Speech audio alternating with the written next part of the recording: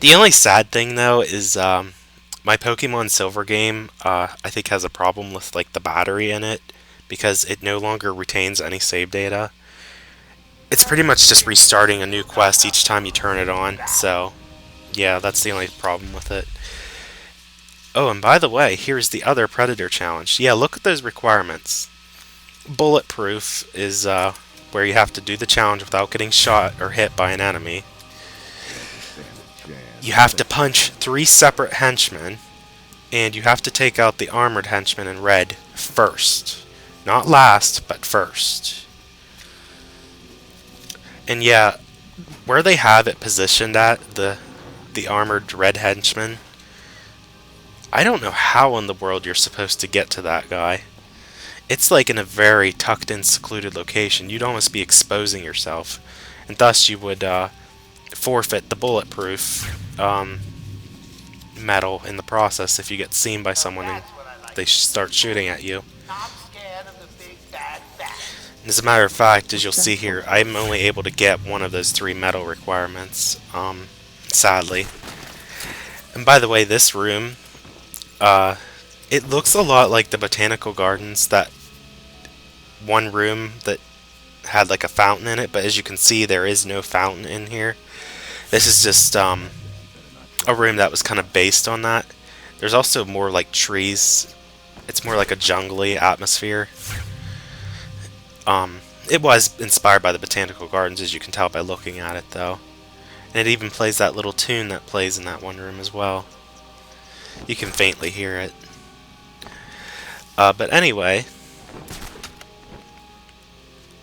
what else was I gonna say? And I'm sorry if you heard that, but I heard outside my window there was someone shooting in the woods again. I'm not sure why, though. Because hunting season's over, I think. Yeah, it's over, so why would they be shooting? I don't know. Maybe they're practicing. It's hard to say. Unless there's some other season that I haven't heard of. I really don't know. But yeah, there was someone shooting outside there. So sorry if you heard that. Yeah, that's, as I said before, that's just one of the disadvantages that comes with living in the country. Is that right there. You're open to all kinds of outside distractions. Oh, and I was talking about Pokemon there a little bit ago. I said how I got gold, that was a Christmas present. Silver, I wanted a potato chips contest. And then I got Crystal. I got it the year it came out as a birthday present. It was actually from one of my uncles who got it for me. And he randomly got it because he knew that I liked Pokemon, and he got that for me. And I was like, sweet. At first I was like, this is going to be similar to Gold and Silver because I already played through the story, but then I found that they did make some differences that did make it interesting to play it again. And second gen story is probably one of my favorites. I do like the third gen as well, Ruby, Sapphire, and Emerald. But second gen has a good story as well. And Joker's right, they are running out of people. I think this particular challenge only has 6 actually. The other one had 8, which is a little bit higher than what a typical challenge would normally have. And I took advantage of the opportunity here to knock them both out and just take them out silently. Although he snuck up and I had to do the other kind of takedown to take him out. And that leaves 1 henchman remaining.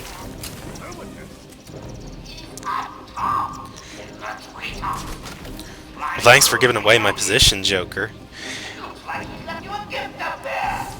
Oh, he did that because I did a inverted takedown, I guess. And even though I got stuck on that railing, that henchman was still not able to see me. That was kind of lucky there, actually. And since he was the last guy, I just used the back claw and pulled him down. And as you see, I only got 1 medal out of that, and it was the bulletproof medal. And that was, as I said earlier, you get that medal if you do the whole challenge without taking any damage. So that's really the only one. It's not... I wouldn't say it's easy to acquire though, because you can easily be seen by an enemy in these Predator challenges. And you almost have to be kind of gutsy too to get what you want as far as these medals go. Anyway, here is the final combat challenge. Well, the regular combat challenge at least. It's another one where it has medals available to earn. This is Crime Alley, another exclusive design. Yeah, Crime Alley is a very significant location in the Batman universe. So this was kind of neat that they had this here. This is actually a very easy challenge, though, I gotta say. The medal requirements, as a matter of fact, I mean, I get there's not as many enemies on this challenge, so that might be why the requirements are so low as well. But you only have to get 20,000 to get all three, and most other challenges require like 30,000, 50,000 points. So I thought that was a little forgiving on the game developer's part to make it that simple. Again, though, that might have been because you'll see here, there's not as many enemies on this particular challenge. I'm thinking that's what they had in mind. But yeah, Crime Alley is a pretty significant location. I think it's cool that they picked this area. And they don't show it on here, but I remember, like, in the animated series, this is where Dr. Leslie Tompkins lives. It's a major character that knows the identity of Batman as Bruce Wayne, because she's a family friend. She knows Batman's mother and father very well, and she kind of plays the role of almost like a grandmother on the series.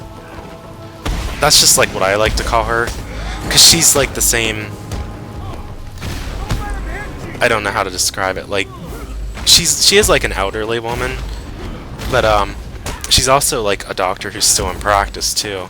And anytime like Batman has like a medical condition, he usually goes to her first for assistance.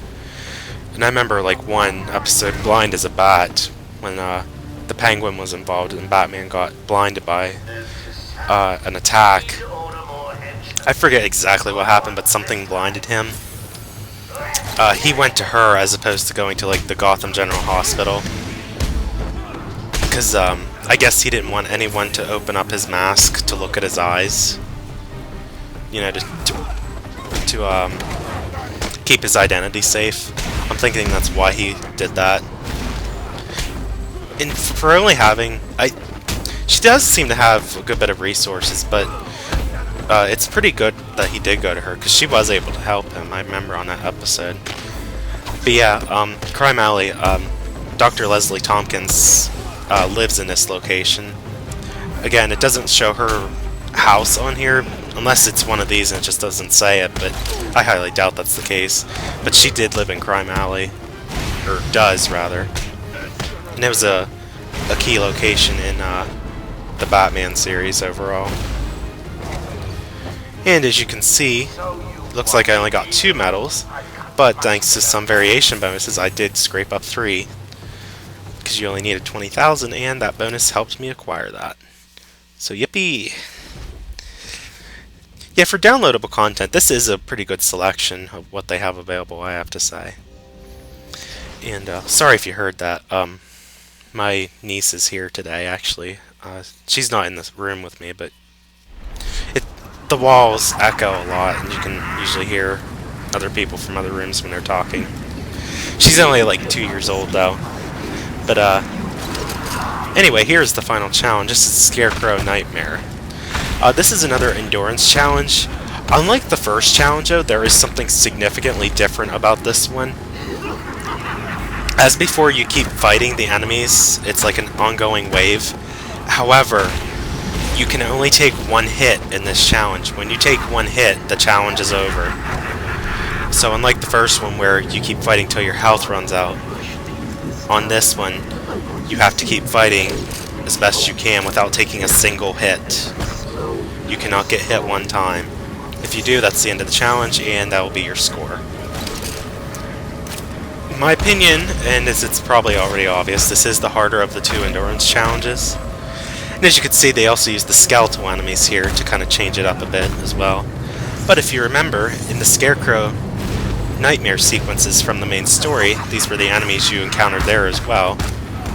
So it's kind of cool how they brought this back. And to give Scarecrow some credit here as well, which is always nice. I like how they manifest him as like a large being on here, like he's some sort of... I don't know how to describe it, but like he's someone very important because he's like very large. He's obviously not that big, but again, this is a nightmare, so you have to get past the imagination and overthink certain situations like this one. But yeah, as you can see, I got hit there. And I know I probably could have kept going beyond that. That is definitely not the best score. It's just so easy to get hit, though. And that's what makes it a challenge. And that would be it for all of the downloadable content on Batman Arkham Asylum, at least what's been released up to this date. It's been out since 2009, so I don't foresee the game developers releasing any more. I think the last downloadable content was released like a year and a half ago anyway, but that's it for the downloadable content, and that means the only thing left to show in the game is the Joker challenge maps, which I will be saving for next time. Until then, this is ToadinWonderland, and I will see you with more Let's Play Batman Arkham Asylum. Peace out.